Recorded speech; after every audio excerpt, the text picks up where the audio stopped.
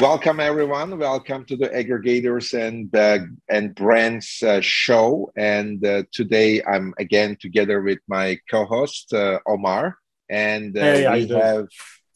we have Patrick, who is our guest. And Well, thank you very much, Patrick, for joining our podcast. Thank you, Patrick. pleasure to be here. Pleasure to be here. And Patrick, the way I should maybe pronounce your last name is Maioho. Yes. Oh, perfect. Well done. Maioho. It's kind of like I guess maybe we can start from there. Welcome to the podcast. Like, where is the last name coming from? Last name is Hawaiian. Right. Oh, that's it. That's something I've seen very rarely around here in the podcast, actually. Yeah. No. So my dad was born and raised in Hawaii, and so all of my dad's side of the family is still in the islands. And then he came to Michigan to go to college and met my mom, and we just settled here. So I frequently get to go back, but I don't really live there right now. I still live in West Michigan with my family. So yeah, it's a great place. it is. I mean, I was in an executive MBA in the Ross Business School in the Michigan University, and I don't know how far it is from you, but that was a great time. I can say that I had a lot of great friends. Oh yeah. Well, Michigan.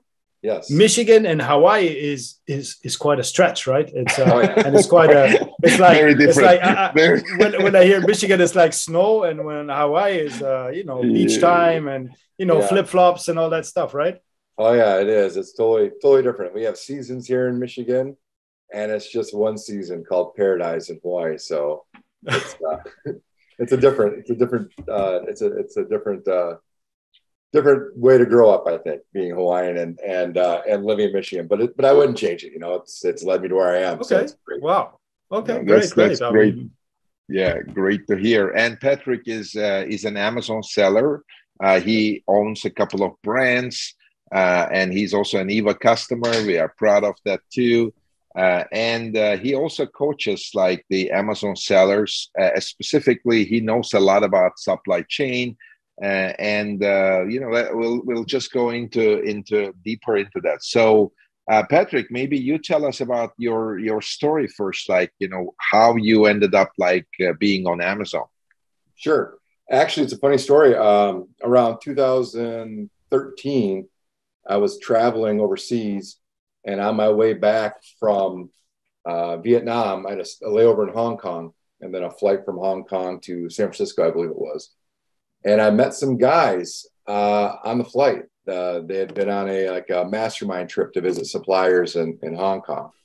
And it was guys that had started I'm sure everybody knows who they are. They started a very famous Amazon selling program. And I joined that following 2014. But the funny thing was, I had never seen anything on the internet about it. I'd never seen anything about Amazing or anybody like that before. I'd met the guys on the plane, and they showed me what they were doing. And I was like, geez, Pete, I think I can do this. This is kind of cool from a sourcing side, just being able to go out and get products. And then, so I started that brand in 2014, my wife and I did. And then we started another brand in 2017. And all this while I was working for other companies. I've been, working in the corporate world here. I spent the first 20 years in sales, the last 20 years or 15 years in strategic sourcing and supply chain. So I went out on my own last year and really started focusing on helping Amazon sellers. As I was going to the different events and talking to different people and joining different groups, I found that, the biggest headache for everybody after they get to a pretty good, consistent sales, they get to that 1 million point. The common theme is they would struggle from 1 million to 10 million, or they would struggle after that 1 million because then it became work. The dream of just one person on their computer at home and they're flipping stuff and they made all this money. Just a dream. Yeah. Yeah, no. And it's a great dream. I'm not knocking it, but when you want to become a real business though, you have to start implementing real strategies. And, you know, so you start getting into your financials, you start getting into, you know, what are you going to do for marketing and sales? Well, most people have done the marketing and sales because all those courses, they teach you the marketing and the sales and the advertising and optimization. And most of the courses refer to like Alibaba.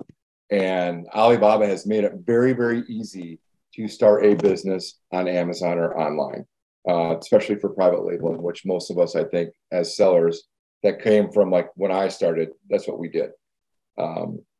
But really, to really become a smart business and a business that's really going to grow, it's not just growing sales, it's really growing your skill set of sourcing, understanding your supply chain, understanding the costs, understanding your product to the point that those savings, a 1 or 2 point margin, depending on how much you're selling, can be tens of thousands of dollars in your pocket. So I've had a few people that I started working with last year, and it just kind of snowballed into this nice little business of coaching people.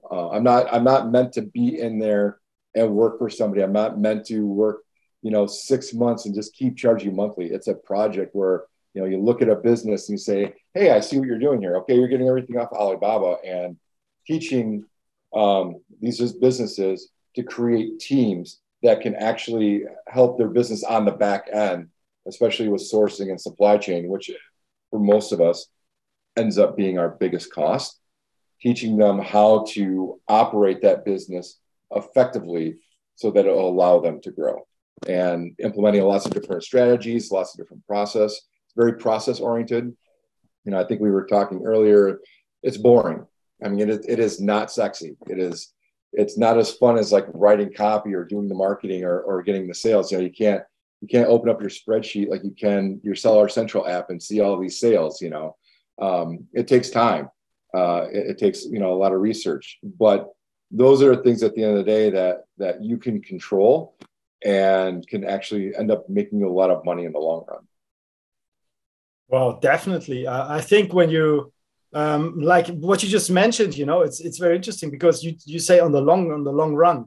And then I just, realized it's true what you're actually saying, because when you optimize a listing or when you have data like Evaguru, you actually can see the data. You can see the changes like in 24 hours, although maybe it's not make you rich in that time frame, but you can actually see changes, and where to switch and where to do a bit more, or is this keyword indexed, or does this keyword make sense in the listing? What we have here with PPC. But when we look at the supply chain, it's like a chain reaction, actually funny that the name is supply chain, but So it's like a chain reaction. If you do one thing good, the next thing will good. If you do the next thing good, the other thing will good. So, and maybe don't even go faster. And, this is definitely something I really like the comparison here, because then I was thinking like, it's something nice, actually. I don't think that it's boring. I think it's something super interesting. Like it is, you can as well like optimize it. Maybe you cannot see it immediately, but you can as well optimize. And this is the funny thing, the interesting thing here as well. And that's why I don't think it's boring, because at the end of the day, when you see the numbers, actually, no, it's actually something really, really nice, because you change actually things. And when you did it once, then you know how to do it again, and you can follow the pattern actually. So really, thank you. That was a very good point you made here. What do you think, Hai? It's pretty well said, right? Yeah, for the last 6 months, I'm working on something. And in the beginning, I thought it's an easy thing. What I wanted to do was like, we have this 3PL warehouses in US. And as soon as like we scan an item, my idea was like, why don't we show it on the EVA platform, because we are already able to show on the EVA platform what is available on Amazon, what is in transit, and what is inbound to Amazon, which is important information. But what about if we can add what is like in receive process in the 3PL, what is in stock, and what is like shipping to Amazon? Okay, so that was an idea. First of all, I look at every place and I haven't seen that. And I was like, wow, it's a great thing to give it to the Amazon seller, like the 3PL visibility. And I thought it's an easy thing, right? It's software. There is data. You put the data in the software. It works. Now, it took me like 5 months. It's not, I mean, again, I'm not saying it's boring or exciting, but it's also not that easy in a way, because you are like, for example, mapping the ASIN and the SKU, which are different already in a way. And then you have the product. Now the product needs to be mapped in the right way. It's not that easy because you have variations of the product, which is the same product in a way. But on Amazon side, it's a parent-child. And if you cannot map it in the right way, then whatever you show on the 3PL may not make sense for the Amazon seller. We kind of like come to the point that it works now, and it's amazing. But I'm just dreaming, what if like you have the full visibility till China, like even the consolidation in China into one container, great opportunity. Finding the right freight forwarding and the route, great opportunity. Even finding the best warehouse and best port versus like just doing the same thing as everybody else is doing might save you another few percent. So I fully agree with Patrick. That's futuristic. Exactly. There's like, I fully agree with Patrick. A lot of people ignore this and try to go mainstream. Okay, like I import from China and then it, from to LA and then I got it. But there is a lot of ways of saving money. So Patrick, we are here. We are happy to hear a few tips from you. Like, what's your experience? How can maybe a few tips for the Amazon sellers? What should they do? So the first thing I want to say is everybody wants to save money. And I totally understand that because we're all in this business to make money. But, not to go down the rabbit hole, but I'm a big time and money as well. I mean, I'm actually just working with a client right now and I asked him if I could tell the story and he said it was fine. So the goal was that I'm coaching this company and they do some consumer products. And, they wanted to try to get, 3 to 5% savings. And we kind of, we went over that and we got to a really good number. But the problem was, we wanted to be in front of the line because they're a smaller player in the market. They don't have, a lot of the resources of some of the other companies do in comparison. So we ended up striking a deal where they would move us up into the front of the line. They would give us terms, but we would sacrifice some of the discount. And the reason why we did that was, let's say 7% was the discount that we got. And then we basically agreed on a 4% discount, but we got in front of the line by about 3 weeks. Plus they were going to give us terms. And we did a what we called a tiered term system. So January through June, we'll pay like 50% down and then pay the other 50% when it lands in the US port. Okay. But during holiday season, where this company does about 60% of their business from October to December, during that season, they're going to extend 45-day terms after it lands and is received in the warehouse. So for them, that's saving them money because 45 days of having that cash flow so they can advertise it for, Amazon or whatever, is huge. So the whole point of that story was not to make it more confusing. It's basically, it's an analogy of saying, like, what is your priority? Like, what is your prime value as a seller? Is it, making sure you're always stocked? Is it having cash free at holiday season? Like the first thing I tell everybody when I coach is, what are your priorities? What are your objectives? I mean, everybody wants to save money. Throw that one out the window because everybody has that in the back of their mind.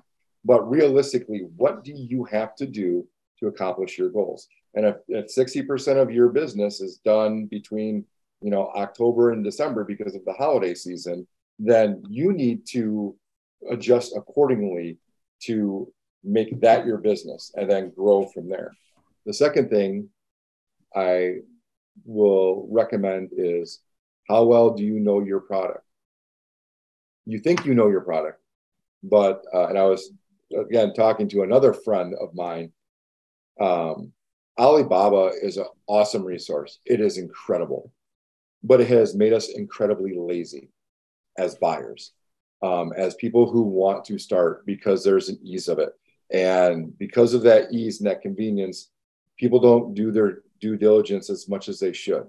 And even when like they'll follow up and ask questions, that's great. But the due diligence is really like, how much do you actually know about your product? I mean, yes, you know your market, you know your customer, awesome. You know what your product's made of. You know how it's processed. You know how many different suppliers are involved, because these guys that are selling it, they're not producing everything in-house.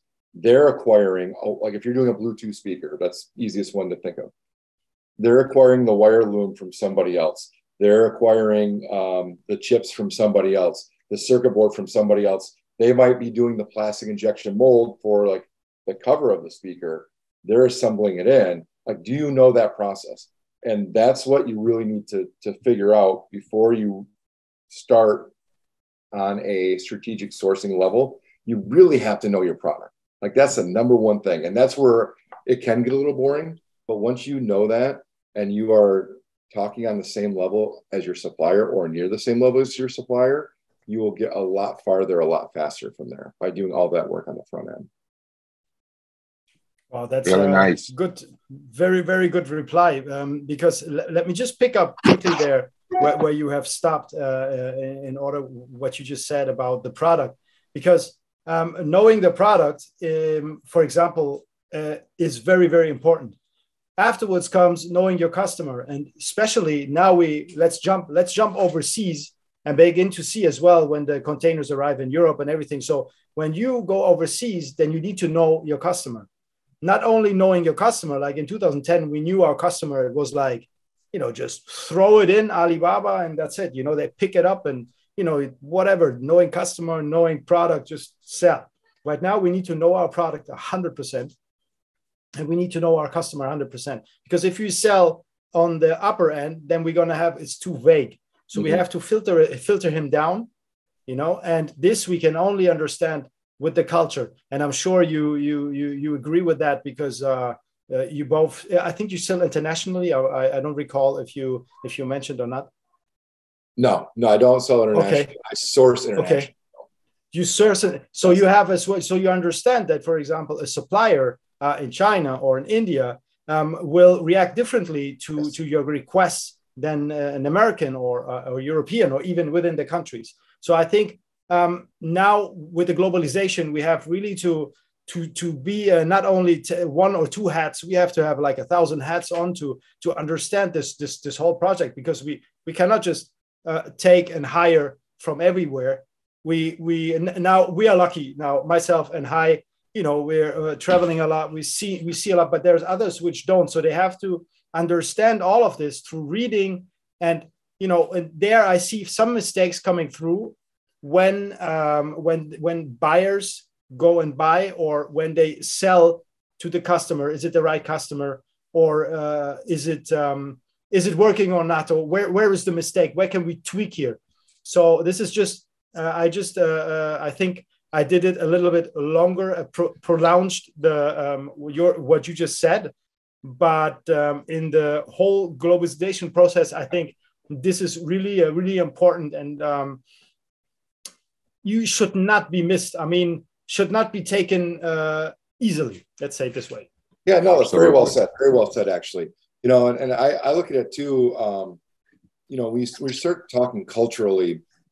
How a supplier is in China and how you contact them and deal with them is different than what you're going to do with a supplier in Mexico or a supplier in even like Vietnam. Asia alone in itself, they all have like their different cultural norms, and people are not going to know that without traveling there. So that's why knowing your product becomes like your universal anchor point. And if that becomes your focal point, then you'll be able to pick up enough nuance from emailing back and forth about the product, so that when you go to negotiate, you have enough confidence and you understand sort of the cadence of how somebody's speaking to you to make those approaches. So that's why, that's another reason. I mean, it's more ambiguous, but that's so important to know your product, because it is your anchor point. Like that's the common language you and your supplier get to speak. So if you both know a lot about your product, the more you're actually going to have in common, and the more you're going to be able to learn about each other and start to understand each other, even over Zoom or, you know, over email, you will start to pick it up. Yeah, absolutely. There is one thing. I mean, I really like this. Like, and also, even from every single podcast, you get one or two things here, right? Yes. And what I got from what like Patrick is like, number one, like know your priorities. Number two, know your product. Now, let's not forget, this was about aggregators too. I'm just gonna, you know, give an idea about like one of the things that most of the aggregators don't do. They acquire a brand. The owner leaves after a month or two, or maybe as soon as like the acquisition is complete. Now they think I have this product X, but they don't know exactly the history and the way that product X is developed and what is missing. Because if you don't know your product, also you cannot you know, let that evolve, right? Like you cannot build a second version, third version. So it's also about the future, not only about the sourcing part, but also the future of the product.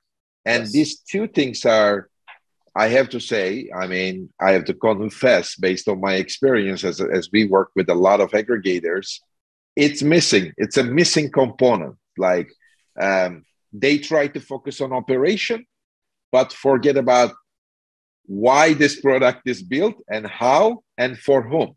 Coming to your point, Omar, about the know your customer thing, like, and that's kind of for aggregators. I think maybe that's the biggest weakness, just because they don't have that memory of the product and the whole thing, you know, like the whole history, the ingredients, the process, the kind of experience with different manufacturers. It's kind of missing. So I really like that, Patrick. So one question to you now. You mentioned that you are, and I mentioned as well, that you are coaching Amazon sellers, and how do they find you, or what's the process here? Like, I mean, what's the best way, like, to reach out to you? And is it more around the supply chain, or you kind of do an A to Z, like coaching and all different matters on Amazon? So that's a great question. I will let everybody know I'm not here to pitch a website because I don't have a website. Everything I've done since I started the coaching has been word of mouth and been by referral. Just being able to help people and them being happy with what has happened has said, oh, I know somebody that could use your help, or, hey, would you like to come speak here? And I'll meet somebody like when I speak at an event. To me, obviously, it's more organic that way. You know, I've actually, just on a side note, I've actually thought about, like, oh, I'll put up a website and I'll do some videos. I'll have my pitch on there. But, you know, when you talk about operations and stuff, I mean, every business is different. Every business is different is because every business owner is different. And it's hard to really connect with somebody just on a website pitch. So my LinkedIn is always available. You can find me on LinkedIn. I do reply through there. You know, people are always welcome to email me, and I reply. But it's really, all of it has been referral and word of mouth, and being able to just demonstrate what I do. That's what my business is right now. It is very, very personal. Okay, there comes the next question for you as well, concerning the product, because you're still a seller. You enjoy selling. It's your passion, I guess. Not only I guess, I'm sure. So having a product actually is it's like having, you know, you build it up and everything, and then you might have it in order to sell it. Do you actually plan to exit one of your brands? Or have you ever thought about it? Because this aggregator with brands podcast, so we want to know if there is any possibility for you at some point to sell your brands, or do you think there is so much potential that you are able to really go over the moon, and then at some point you just you try one, maybe you try the second one, or even migrate into Europe? What is your plan with these brands? Great question. So it's funny. I've said this for years from a sourcing standpoint. When I've helped other companies and other companies I've worked for. You know, when you work for big corporations, they launch these products and you have product developers and they fall in love with their product. And I would always say, like, don't fall in love with your product. Like, that's the worst thing you can do.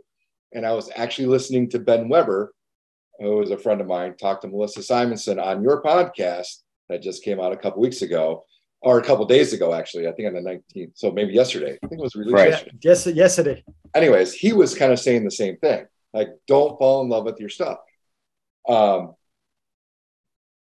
I fall victim to that though too. Like, this first brand is still like my baby. Like, it's the one that my wife and I started. It's sentimental. We don't make as much money as we used to. And I just say, you know what, someday we're just going to put some more money into it and make it go. And right now, like, everything's always possible. But definitely, I haven't really, I'm the biggest, I'm going against what I'm telling everybody to do right now. At least as for that brand, it kind of runs itself. I've become very lazy on it. I don't have a priority for it. Even though that's what I tell everybody, I'll be the first to admit it's hard to do. You know, and it's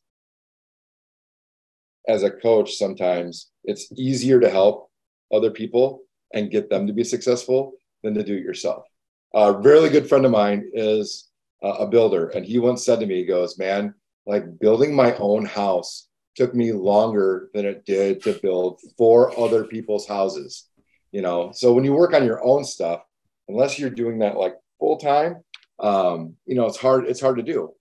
For me, I've always enjoyed the sourcing because I love being around people, and I love building teams, and I love being in front of suppliers, and I love going into new countries and scouting. Like, scouting is like my favorite part of the strategic sourcing, is going in and learning about the culture and figuring out like how to adapt and how to connect with people. And that's where my passion lies. So, you know, I would consider, you know, either growing or selling the brand. Right now, I think it's not something I've thought about, but it's something I would consider in the future. Okay. Absolutely. Yeah. So by the way, I'm looking for a reason to go to travel to Vietnam. So Patrick, if there is a reason, we should.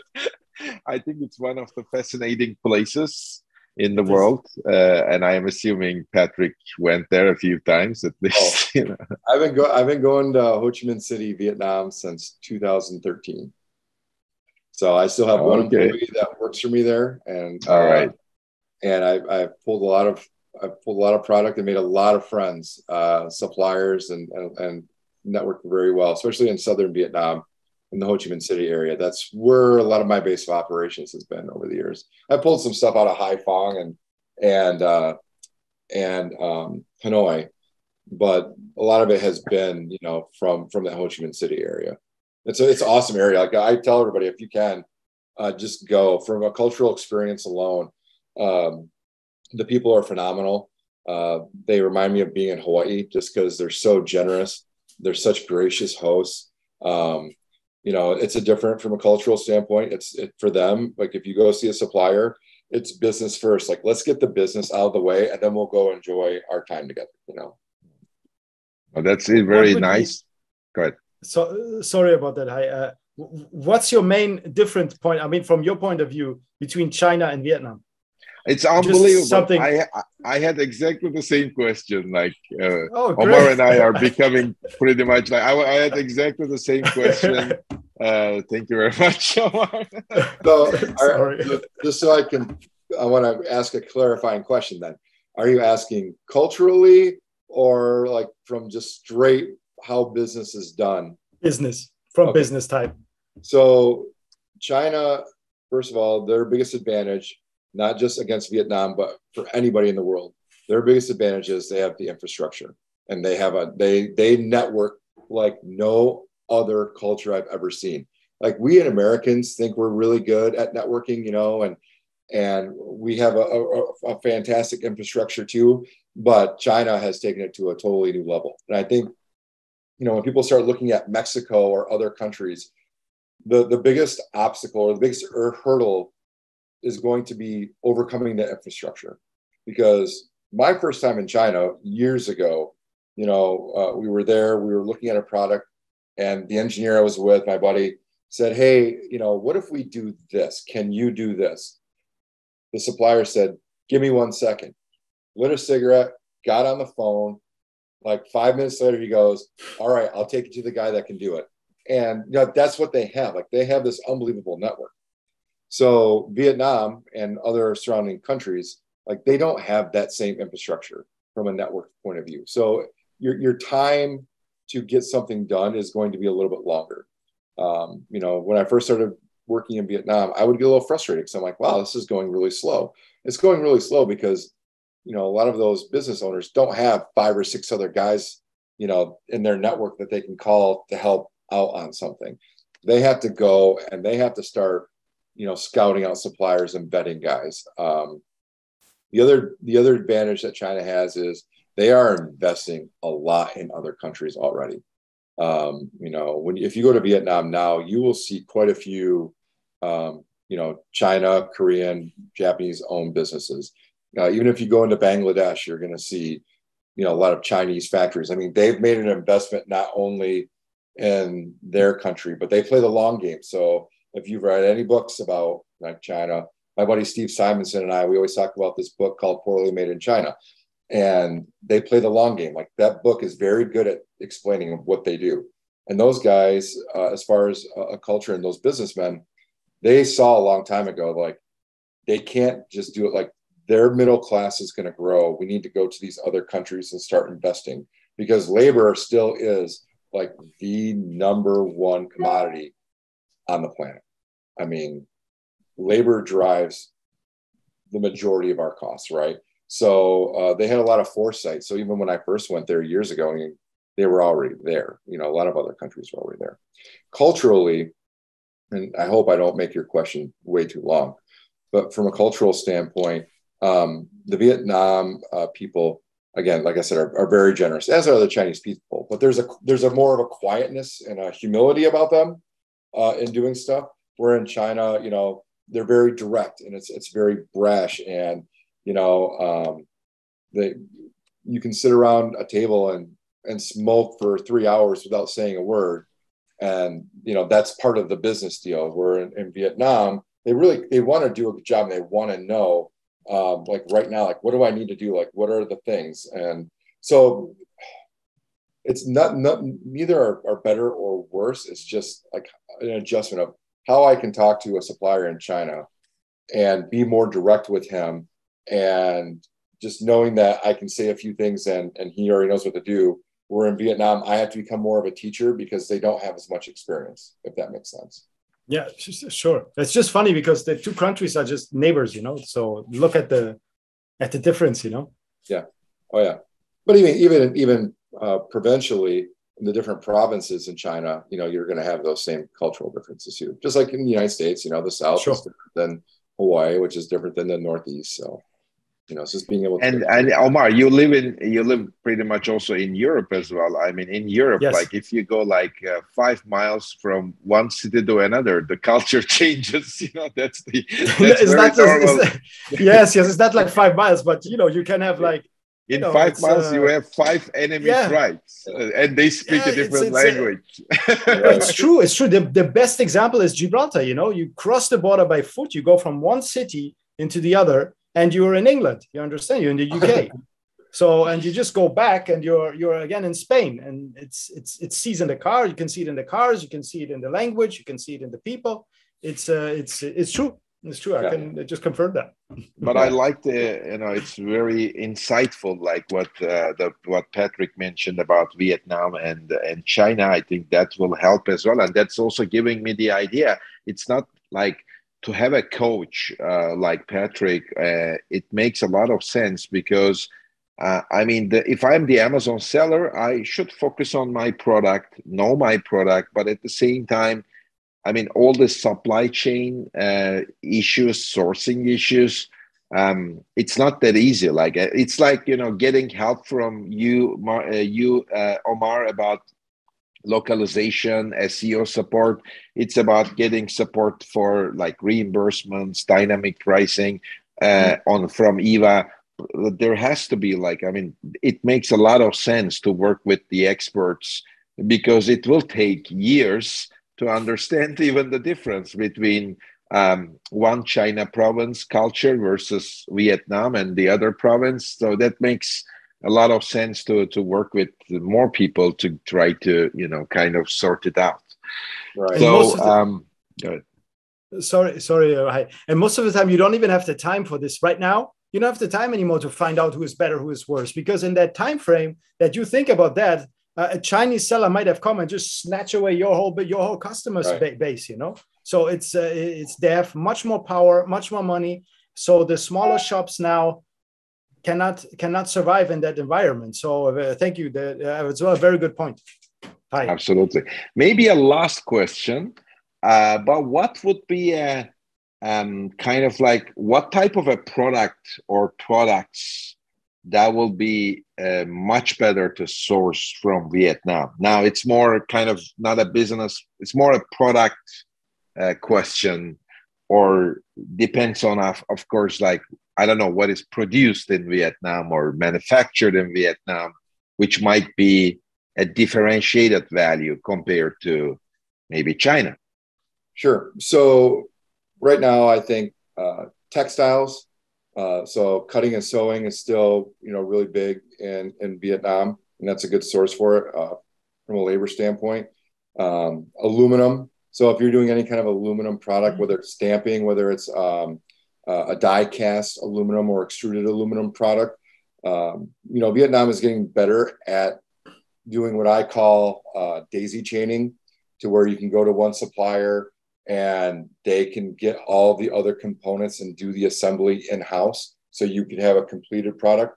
You know, Vietnam for a long time wasn't sort of like a ready for retail producer of items. You know, when I was in my furniture company, we pulled a lot of aluminum out of there, or a lot of furniture components out of there. A lot of wood. Like, so if you want wood products, you know, they have a great resource for bamboo. Bamboo is a fantastic natural resource. So, you know, when they and the rubber wood as well. So the rubber wood is plentiful in Vietnam, and after it goes through its lifetime, it hardens really nice and it makes beautiful furniture. So you'll see a lot of if you see like a dining room table and it's made in Vietnam, 8 times out of 10, 80% of the chance it's going to be, you know, this rubber wood. So those are things that I would pull out of Vietnam right away that you can easily source. I know there are, again, Chinese-owned companies that are now bringing sort of like their network of resources down there into Vietnam right now. So, and I don't dissuade anybody from working with either the local factories or the foreign factories. Just understand, like, when you go to work with them, you're going to be working with them differently, though. Okay. I mean, sounds great. I mean, a lot of great information. So thank you very much, Patrick, for being our guest. Thank you, Patrick. Yeah, I mean, thanks. Thank you. And yeah, looking forward to working together in the future as well. Likewise. Thank you. Thank you very much. I really, really appreciate it. And it's great to be able to sit here and talk to both of you. Obviously, I got a little long-winded, but I appreciate patience. Thank you. Great.